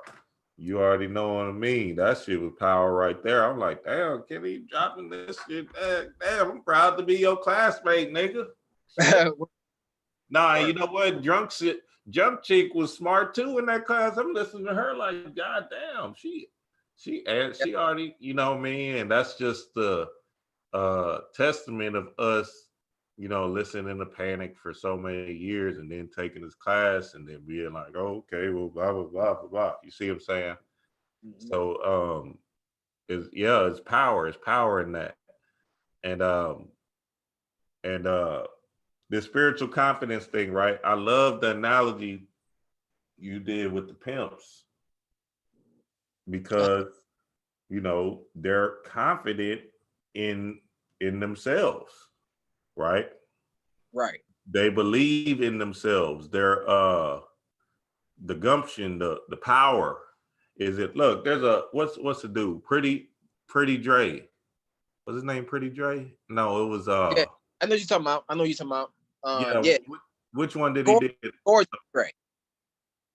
Gorgeous Dre, yeah. And he did American Pimps. Right. I think it was. I think he did American Pimps. Yeah. Gorgeous Dre, definitely. He was the most articulate of all the pimps on there. Yeah, and Gorgeous Dre, now he has a YouTube page. Yeah. And he still exudes the same level of confidence, whether, he was dealing in that underworld with the females or he dealing with the government now. He like, hey, look, man, I need my stuff happening now. This is what it is, family. Mm-hmm. I ain't about to play with y'all. So that's power, and that's something very important that we do have to look at and examine in ourselves, because a lot of people, they're not confident in themselves. The ego is still in the way. Right. Ego is a motherfucker, man. Your mind, right? Oh, I can't. Man, I suck. I can't do this. Man, what? All these thoughts, these low vibrational thoughts, the mind control, the manipulation of the black image and stuff like that, right? All of this stuff is just compiling on you trying to be, in your case, 100,000 niggas. You see what I'm saying? A year. Right. Fuck it. Oh, I don't got no degree, blah, blah, blah. But you believing in yourself and knowing and trusting spirit is the key to this thing, just like these pimps do. You feel me? So, man, speak to that if you can, Kenny, because, man, I know that's a powerful point to this game. Right. I mean, so the key is like I said earlier, I think I said something similar in my reference to me idolizing Michael Jordan. And it's this false perception of success that you build for yourself as you grow up as an adolescent and dealing with it. See, as you grow up, just say, for instance, if you dreamed of being motherfucking, I don't know, a doctor, whatever the case, from the time that you were 5, then as you start to get older and you start to research what it means to be a doctor, you realize that perhaps it may not be something that I can do because I don't feel I'm smart enough to do the work. But that, as simple as that sounds, if you got to remember, this lack of self-confidence is piecemeal throughout the years. It's compiled. Each year that goes by, you're starting to realize this failure as you become older. Like, okay, I'm never going to be a college basketball player. I'm not as nice as Trevor up the block. You know what I mean? So these things are things that we don't deal with. We just kind of accept it as we become older and as humanity continues to progress. You know, and so that's a huge part of let's just say, it would be hard for you to see yourself as anything great as long as you have that mindset. As long as you have this mindset of what your idea of success is and how you look in that, or your lack or the lack thereof. You're always on the outside looking in. You got to remember how often we beat yourself down constantly with it. You're constantly looking at it every time someone pulls up next to you in a fly ass whip and you in your motherfucking Geo Metro or whatever the fuck you in. You understand? You're reminded of that when you go to Walmart and you see a nigga in Gucci sneakers. You know what I'm saying? Like, a nigga can spend $800 on sneakers. You just made that in 2 weeks working. You understand? You're constantly seeing this shit every day. You don't realize how beat down you are, how beat down your self-confidence is. And any bravado that you put out there is false. When you really start to reflect, on yourself, you'll realize that you have so much of this false bravado in order to deal with the reality that you ain't got shit. You understand what I'm saying? That's the key. So that same vein of humanity, even when you get into consciousness, that shit still will affect you spiritually until you actually decide to deal with it. You know what I'm saying? You have got to deal with your sense of not accomplishing shit. You have got to deal with your sense of not becoming shit, of the hopes of your parents, let's just say. You know what I mean? The hopes and ideas of your parents and aspirations others had for you. You know what I mean? Like, my father is a pastor. You know what I'm saying? Don't you think he wanted me to take his place? You understand what I'm saying? Yeah. And like the guilt that you will feel from disappointing your parents. You know what I mean? Like, I'm completely different. You know, like, different in the sense of like, there is no way this could be achieved as long as I decided to accept their perception of what they think I should be. You understand? As long as I continue to hold on to this idea that their son is a good Christian boy, he doesn't smoke and drink, doesn't curse, and this and that and the third. As long as I continue to hold on to that perception in order to allow them to feel safe. And so I don't embarrass them. You know what I'm saying? Like, you have to let that go. You got to be willing to not give a fuck. You understand? That's the true key. You got to let everything go. You got to let your parents go, your mama, daddy, everybody or anything that tries to project their idea on you and how they think you should be. You have to start becoming what you want to be, or becoming what you are. And that's listening to that what they call that monstrous soul, listening to that monstrous voice. You got to start really looking into that and starting to accept the real you outside of what people say you are. You know what I mean? And so your spiritual confidence, like, it'll be questioned because although you in an occult, like I said before, you ain't got that hot shit. So you're like, okay, I'm a magical being. You're supposed to manifest whatever you want. I'm God. Then a Christian could come up to your motherfucking ass like, okay, you God, nigga, but those sneakers raggedy, nigga. You understand? Like, you can, like, if you God, nigga, you can't get hot sneakers. You know what I'm saying?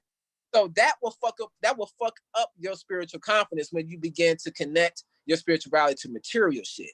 You have to become more of looking for that interchange. You know what I'm saying? That interchange is the key to getting over that shit. You got to have that shit on the inside change. You know what I'm saying? And that, it sounds so simple, so cliche, because you think you know yourself. You know what I'm saying? But you really fucking don't. You're not gonna really know yourself till you really start to take accountability for your own existence. But it's even hard to even look at that from a Christian perspective. That's why Christians can't break through, is because they give credence to things that are outside of them. Because it's too hard to accept that they are responsible for their own reality. Yeah. You know, it's too hard because that's very lonely. Once you realize, like, damn, there ain't no heaven to go to. You know what I mean? Or there ain't no Jesus. That's blessing me with all this. Blessing me and motherfucking like validating me. Yeah. You know, all that shit. You know what I'm saying? So in spiritualities, if you have to validate yourself, you know, there is no, that you can't rely on material shit, because there are niggas who ain't conscious who got the hot shit. So obviously they ain't it. You have to become more interested in cultivating that light that's within. Yeah. You know, and that term perhaps will be, you know, somewhat of an advanced if there's new listeners, you know, whatever the case may be. But that has to become the number one forefront, is cultivating your own spirituality. That's got to be number one over everything. Anything that is contrary to that, you gotta ignore it. And then as a result of this ignoring, people will start to fall off of you, like naturally. You ain't even gotta try. You know what I'm like? They would just spiritually, you would start to spiritually remove yourself from niggas. Because it's not about the niggas you're removing yourself from. You're removing yourself from this idea of humanity. You used to be like let's say, for instance, if you were a part of a Facebook club and they used to talk about, I don't know, politics all the time. Once you start to get into yourself, and then that shit starts to become unimportant, you remove yourself from it, and then you'll start developing a whole new reality, if that makes any sense. Yeah. Yeah. I was telling you that when we was at the Soulmates lecture, I was like, damn, Kenny, I never met you or nothing, but blah, blah, blah. And now you right in front of me, you and Drunk Chick. I'm like, damn, I listened to the class so much that now I'm magnetizing the people that is supposed to be in my life, like Panic and Khadija and everybody. So now I'm completely in a whole space of just spiritual workers, and you know, people that and they don't even have to necessarily be spiritual. They can be people that just, you know, getting it, just winners. You know what I'm saying? I just did a video called The Mirroring Effect. I used to be in this little drug dealing mindset kind of energy where I'm doing everything that was, you know, quote unquote, you know, what I felt was right at the time, you know, what I felt was cool, and none of that stuff is bad. But now when I look up and I look around, now all my friends are spiritual beings, and I can't even talk to my drug dealer friends except for about 2 minutes. Hey, what's up, baby? All right, man, I call you. Right. They ain't trying to hear me anyway, because they think I'm on some Christian shit, but they know I ain't on that shit. So it's like weird. I'm like, damn, nigga, I ain't on no bullshit, nigga. You know what I'm on? Shit. What's up? Nah, yeah, go back. You still doing that church stuff? Sunday service, huh? Right. So yeah, man, that's interesting. I think what y'all are both saying is so powerful and important. It kind of goes hand in hand with what I said on our Patreon. Make sure y'all join us on Patreon, Love Live Life. I made a post, I believe it was yesterday or the day before yesterday, with this new moon energy. And Spirit was just kind of downloading to me that people really need to stop using the new moon energy to manifest physical things. Like people like, okay, I'm gonna do this new moon ritual because I want to get a new car. I'm gonna do this new moon ritual because I want this or that. And Spirit was just like, nah, we need to start creating our own rituals, first of all, not relying on me, not relying on Dream, Panic, or anybody else you follow on YouTube, not relying on those people to make your rituals, but doing things with this new moon energy for the sake of gaining a greater understanding or gaining more wisdom on a specific spiritual tool. So like for me, this new moon energy, I told myself for until the full moon and continue on after that, I want to focus on the use of mantras and mudras for healing. And I'm applying those mantras and mudras, doing them every day, but this is a spiritual work. I'm doing it so that I can gain a deeper understanding of spiritual tools, family.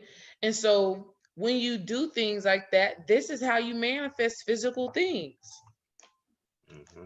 Yep. So we got to really start tapping into wanting to gain a greater understanding and more wisdom rather than appeasing your ego with the car, with the house, with the this, with the that.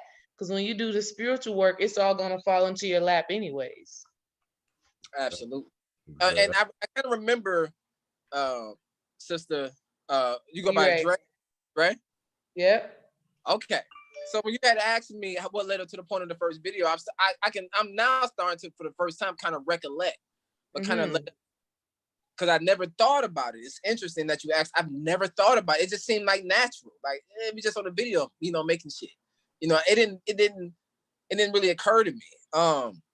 But he started to say little things. He started to see that I was like kind of like changing. Each time I come through, it was like he started to recognize the transformation in me, the work that I was putting in. He was starting to see the results of that. So he could see the point A from when I first went to the class, and he was able to he started to see the point B, C, D. He started to see the progression. And I think that kind of intrigued him. That was the main thing that intrigued him. He started to see that change. Yeah. One of the major breakthroughs, believe it or not, for me was beginning of smoking weed. Like for me, it was important because growing up the way I did, that's just shit that you just didn't do. Right. But I knew from the ayahuasca trip, that's what the ayahuasca trip did for me spiritually. It helped open up and expand my mind and my imagination. You know what I'm saying? That's what it did. Ultimately, at first, I just looked at it as a monumental failure. Like I just went there, just had fun, but I didn't get no breakthrough.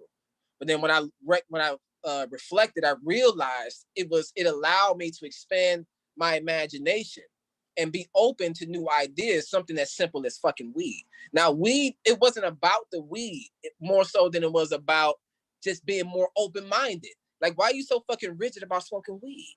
You know what I'm saying? And then I started to look at like artists who said that they were influenced after smoking and they would be more creative. And then I'm hearing like artists and I'm hearing other individuals in all sorts of walk of life said how they were affected by it. They became this, became that, whatever the fuck. And for me, I was like, well, if they can use it for that, how come I can't use it for my own spirituality? That was just my basic thinking of the shit. Mm-hmm. And I was with a young lady at the time. She was already smoking, but she didn't smoke consistently. She would smoke maybe like once or twice a month, I guess, to just relax, whatever. So a blunt will last her a whole month, whatever. Yeah, that's like me, same way. So one day I'm looking at it. It's probably like a something about this big. I just remember it was just on the windowsill. My spirit was just like, nigga, just light the shit up, nigga. Now this is about, I would say this is about 6 or 7 days before my 30. Damn, I'm trying to think. Was it my 33rd birthday? Mm. I guess what they call the number of completion, I guess. Mm-hmm. Jesus. So yeah. So right before I remember February 28th. I'm terrible at remembering dates, but I remember that day. February 28th. I just remember picking that weed up. I just remember just disrespecting it like it was hookah, right? Pulling this shit. And I remember just like with ayahuasca and shrooms, that shit take like 45 minutes before that shit kick in. Right. And even then, it's a very gradual and very mellow. But when I hit that weed, I was like, oh, shit. The 90 seconds, I'm fucking high. You know what I'm saying?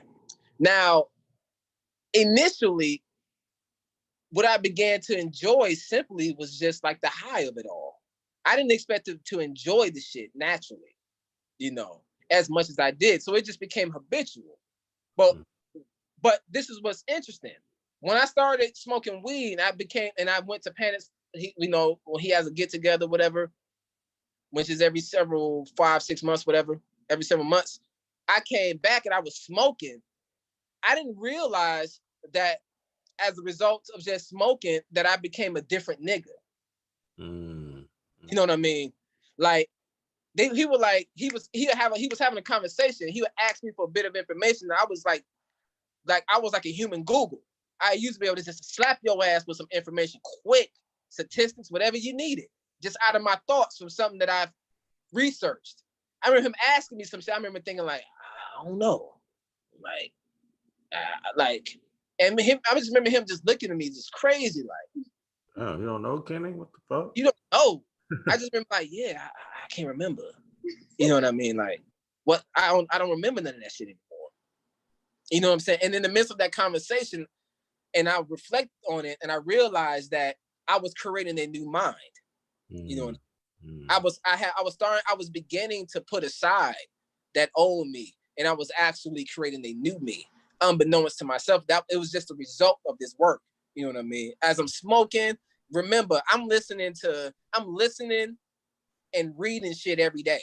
Reading some of the occult, listening to a lecture, things of that nature. It just became just a natural thing for me to do every day. It's just, and you don't know how it's impacting you. You know what I'm saying? Like, you just don't know, man, until you start to reflect on it, like we're doing now. Like, this is like a daily thing. Like, I'm not, like, I don't do shit I don't like. You know what I'm saying? Like, I'm not the type of person that makes themselves like do chores. I'm just not one of those niggas. I like to do shit I like doing. I like to do things that are fun and pleasurable. So when I look back at it, I didn't realize that I was just truly just enjoying wanting to just expand on my consciousness and my spirituality. Yeah. You know, it was just something that I just enjoyed to do. Mm-hmm. So with the smoking of the weed, the lectures that I listened to before, it didn't sound the same. You know what I'm saying? Mm-hmm. Like I started to listen to it even more with an open mind, because prior to that, I was always breaking things down logically. You know what I mean? Very intellectual with the shit. Mm-hmm. You know, like I couldn't really see past the veil, so to speak. Mm-hmm. But when I started smoking weed and I started to become dumb again, I started to adopt more of a childlike mentality. And it expanded my consciousness. You know what I mean? I was able to pull it around circle. I was able to kind of reel back that intellect part of me if I needed it. Mm-hmm. But there was a point of time for like 6 months where I was just a dumb nigga, I felt like. You know what I mean? It took me a while. Like, Khadijah would tell me, like, Ken, you out of time. She used to tell me that. Like, she's like, Ken, you don't remember when I text you that? We were supposed to be going doing this and that. I'm like, Khadijah, I'm sorry. Fuck. I don't remember. I remember they had a lecture in Chatham, I think it was in Tennessee, Nashville. Mm-hmm. Nigga, I planned to go. Let me say this. I planned to go. Like, I had everything ready to go. I was supposed to leave that Friday night, go to the lecture, to get the hotel and whatever, go to the lecture the next day. How come the lecture came up that Saturday and I see Alta VC, VC. She posted a live with a video of them at the lecture. Nigga, I'm there like, oh shit. All the shit, my reservations and all that shit, I forgot. like, dude, you know what I'm saying? So I remember Khadijah, I was just like, yo, like, she was just like, Ken, you've been out of time lately. You know what I mean? She was, and she was just like, she was essentially telling me, it's time to kind of marry the two. You know what I mean? You know what I'm saying? Or you got to get a little bit more in control of it, so to speak. Not getting in its way, but you got to find more of a balance. You know what I mean? Because I was just in a fucking zone all the time. You know what I'm saying? That weed had me, I was living in motherfucking shit in the clouds somewhere. You did. Yeah. I wasn't. Balance is important too. Yeah, that balance is key too, Kenny. And like I was telling you, kid, I'm telling you, your voice is changed from when you was in that class to now. Is like something happened to like either your voice or just, we get older and all that other stuff. But it seemed like you just transformed into something else. And I liked what you brought up. Stop thinking and just start knowing. You see what I'm saying? And it's spiritual. You didn't go on that trip, Kenny. You know what I'm saying? Shit, that's how spirit worked. Oh, yeah. I wasn't supposed to go. You know what I mean? For sure. Absolutely. Man. Powerful. Man, Kenny, we almost at that time. You know what it is, man. I appreciate you, God. Appreciate the bill. Appreciate it. Y'all make sure y'all go subscribe to Kenny's page. Make sure y'all go subscribe to Kenny's YouTube page, because I'm pretty sure he's about to give us a world of knowledge on there when it's time. When the time is fit, you want to be listening to these Kenny videos, because this is what it is. It's all about us sharing this conglomerate of information and just keep on building on our own understandings. So now this video is going to help somebody else understanding and start letting go and letting God. So that's where the power lies. Man, babe, you got any more questions for Kenny before we get off of here? I had one more, but I don't want to run the time up. Yeah, we there. I guess, Kenny, just leave us with one thing that people need to tap into in order for them to manifest their own breakthroughs. Just one thing that you want to lead a family with. Now we got to do this again, Kenny, because damn, shit, we barely touching the surface. But yeah, I mean, but the conversation has so much depth, though. It's still so good. But Kenny, yeah, leave us with one thing for the family. I think Kenny's video done froze.